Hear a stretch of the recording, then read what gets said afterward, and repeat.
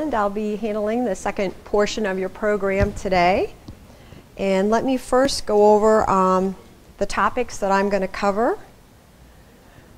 I'm going to talk about home warranty fees, and the issue here is whether payment by a home warranty company to a real estate licensee for marketing and selling their home warranty product, whether that could potentially be a RESPA violation.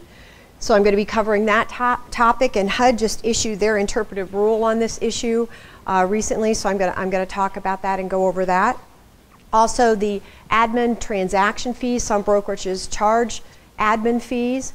The issue there too, because of a case out of Alabama, is whether an admin fee can be a violation of RESPA. So kind of update you on that. It's the Busby case out of Alabama. Update you on that case and just on that issue in general. License law changes. We've been in discussions, OAR have been in discussions with the Division of Real Estate for quite some time now, probably about 2 years, on some license law changes that needed to be done. We do have some of those changes. The ones that we agreed with the division on are in the budget bill. So most of those are just like minor little changes that need to be made in the Ohio Revised Code, but there are a few that are more substantive, and so I'm going to go over some of those changes too. The FTC MARS rule, you might have heard about this. It applies to mortgage assistance relief service providers. The FTC issued this rule. It is in effect now. The way that the FTC defines mortgage assistance relief services is so broad that it could cover realtors who are involved in short sale transactions. So I'm going to cover those requirements too and let you know where that stands right now with the FTC's rule. Legal issues of social media. Social media is becoming very popular way as far as for real estate licensees to advertise and market their services as a licensee, or to advertise properties that they have listed, and we're talking about like on Facebook, Twitter, blogs, that type of social media sites. So I'm going to talk about some of the legal issues that you really need to consider if you are going to advertise on social media sites. And then the last topic that I'm going to cover is a case update. There are 4 cases that I'm going to cover. The first one is dealing with professional negligence and what the statute of limitations are for a professional negligence case. The next case is dealing with email communications and whether an email would ever be a sufficient writing to meet the statute of frauds. That case is out of New York, so I'll talk about that case. The next case is a commission dispute on dealing with a commercial brokerage transaction. And the last case is dealing with Lake Erie and who owns the beaches along Lake Erie. It actually is being litigated. The Ohio Supreme Court is very shortly going to probably issue a decision in that case. So that's what I'm going to cover today. What goes along with my part of the presentation, first of all, this is a copy of my PowerPoint presentation, so if you want to follow along with that, that is the first handout. And then the second one, which is labeled supplements, pretty much every topic that I'm going to cover today, there are backup materials in the supplements, additional information on those topics, so if you want to look at it later, that's what that handout is for.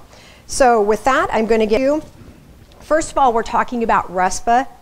RESPA, the Real Estate Settlement Procedures Act, is a federal law. It's been in effect for quite a while now. It really has 2 main goals. The first being to prevent abusive practices in the settlement service industry. It is the federal law that prohibits referral fees between settlement service providers. So prohibits, for instance, a title company to give anything of value to you for referrals to the title company, prevents you from giving anything to a lender who refers, client or customer to you. It prohibits referral fees. It also is a federal law that is for kind of a consumer knowledge part of RESPA, and that is they want the consumer to be aware and try to understand, I said try to understand, but understand the settlement process.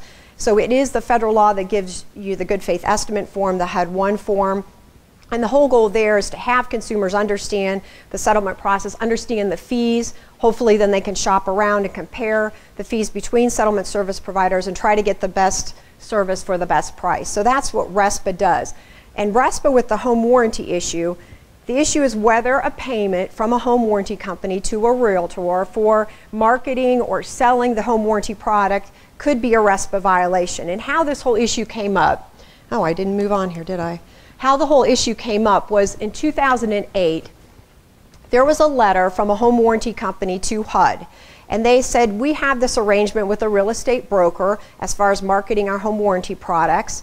If they do, and it listed certain things, it didn't go into great detail at all, but if they do certain things, is it okay if we pay them a fee, a transaction fee, to market and sell these home warranty products? And the statement in this HUD letter basically said it would be difficult to show that the services being provided by the broker would warrant or would merit any compensation. Well, that raised some concern because it was prevalent for real estate licensees to be compensated from home warranty companies for marketing their products. And so NAR right away started to have negotiations with HUD, who is the federal agency that interprets RESPA, dealing with this issue and try to get clarification as far as, can a licensee be paid by a home warranty company? What services do they have to provide? What is completely prohibited, as would be looked at as strictly being paid for a referral, which would be prohibited by RESPA. So they started these discussions with HUD. Also, lawsuits began. There is one currently going on in Alabama against American Home Shield, and it is exactly this issue where they paid compensation to real estate licensees to market their product. That's a class action suit. There is a proposed settlement in that suit that may be then settled this summer. They're having a fairness hearing, I think, in August, so we'll see that case may be settled. There's litigation in Texas, and there's litigation in Virginia against HMS. So we do have litigation going on over this exact issue. No decisions yet, so we won't really know a definitive answer, or at least how the courts view it, until we get some decisions.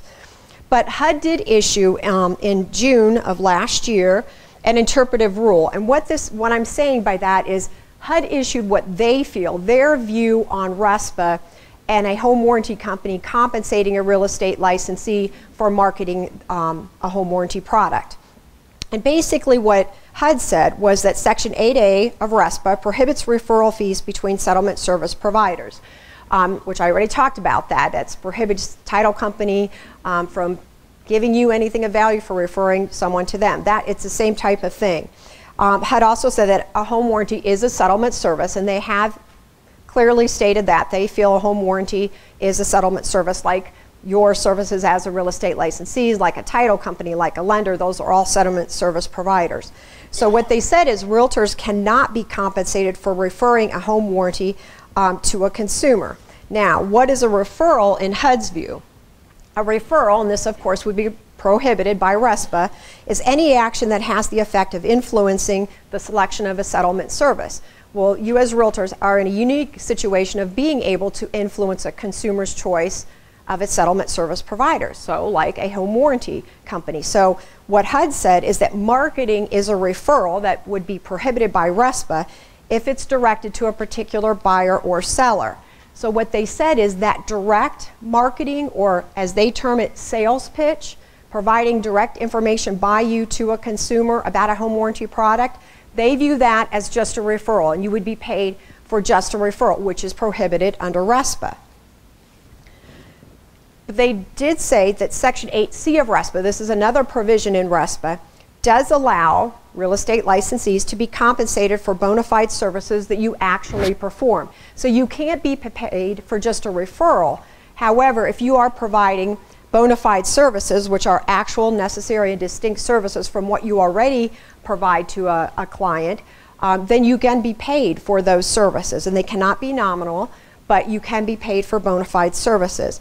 Also, the compensation you would receive for those services has to be reasonable for the services you are providing. So they can't overcompensate you, because if it's overcompensation, then it's looked at as a referral. So it has to be a reasonable compensation for the services that you are providing. Now, what did HUD say were services that you could provide that you could be compensated for?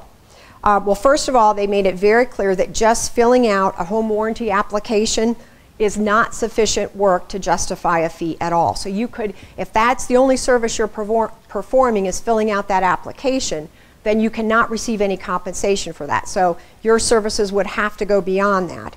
And what they said, or these are some of the services, now it's not an all exclusive or inclusive list. There could be other services you're providing, but they gave some examples of services that you could provide that would warrant potentially a fee. Inspecting covered items to identify any pre-existing conditions, recording serial numbers on any covered items, documenting the condition of the items, like taking pictures of the items that are being covered by that home warranty, and also reporting any inspections to the home warranty company. These were examples of things that you could do and be compensated for that. One thing that HUD said is when they look at services that are being provided that you are being paid for, they're going to look at each individual case. So they're going to look at it on a case-by-case basis as far as what actually did you do and what fee did you receive for those services. That is actually a good statement because that means class action suits are much less likely, which is what you want. You want to be able to show, I performed these services and I was paid a reasonable fee for these services, instead of the class action situation where you're talking about, you know, hundreds of transactions and probably different duties that are performed by a licensee in order to receive that payment. So it's a good situation that they're going to look at it on a case-by-case basis. And the factors that HUD will consider are they'll look at is the agreement between the home warranty company and the brokerage company exclusive? They do not, well, they prefer not to see exclusive agreements. They feel that if it's an exclusive agreement, and by that I mean the broker is saying, we will only market your home warranty product and that's it. We will not market anything else. They don't want to see that. They feel that that's more evidence of a referral situation. So not bona fide services, but a referral or steering. And so they would prefer not to see an exclusive agreement between the home warranty company and the brokerage. They're going to look at the payment that is being received, and is it per transaction or is it like a monthly fee for the marketing that the brokerage is doing for that company.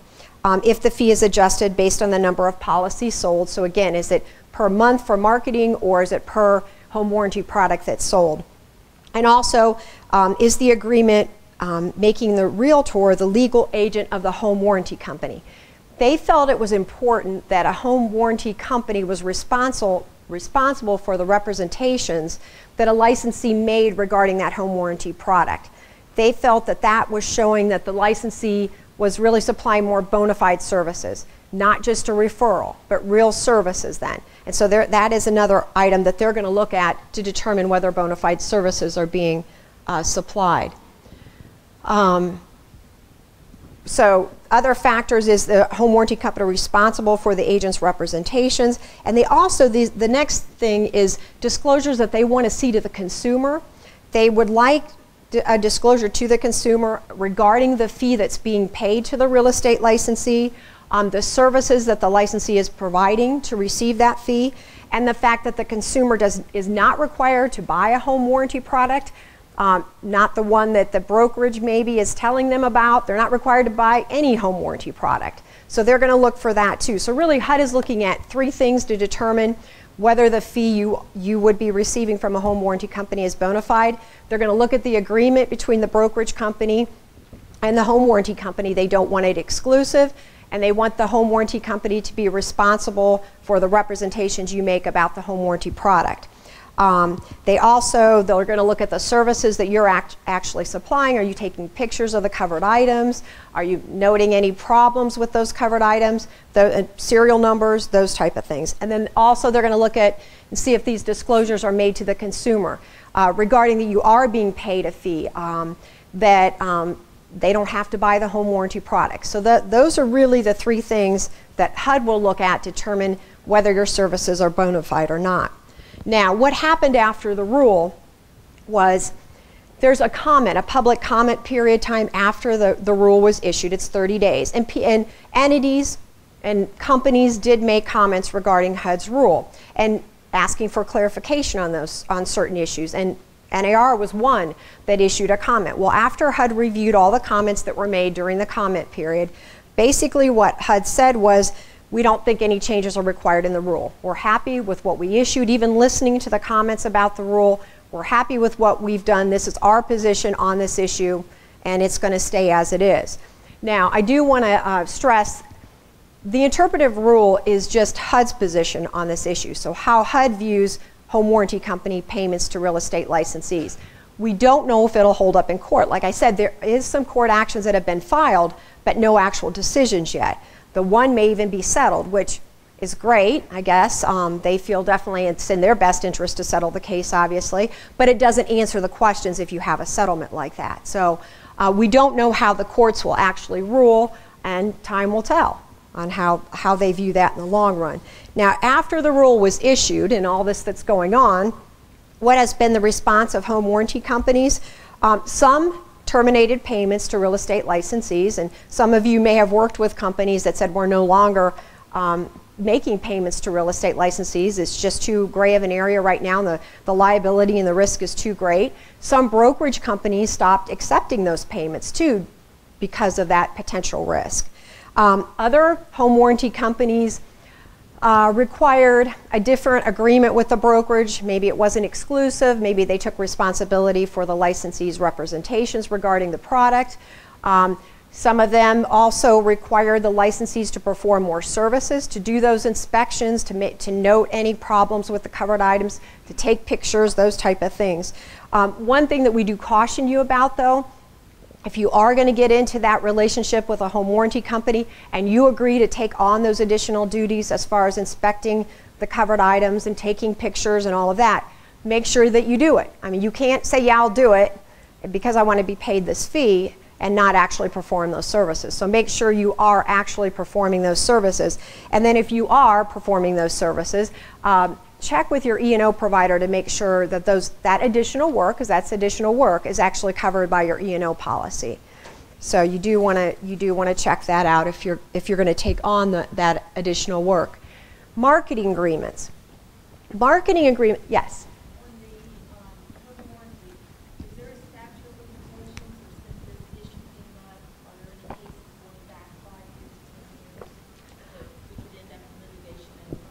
Nothing that I'm aware of it would go back that far. With RESPA, I know with the Busby case, the class action, their class is over a 5-year period or 5.5-year period. So it can go back several years. But it wouldn't go back 10 years or anything like that. But it can go back for years. Yeah, and the cases that are currently pending would have been for activities that occurred years ago that are now hitting the courts and take forever to actually get through to make a decision. Okay? But the issue with the marketing agreements are, what I'm talking about when I talk about generalized marketing agreements, is when a home warranty company wants to have a brokerage market their company and their product.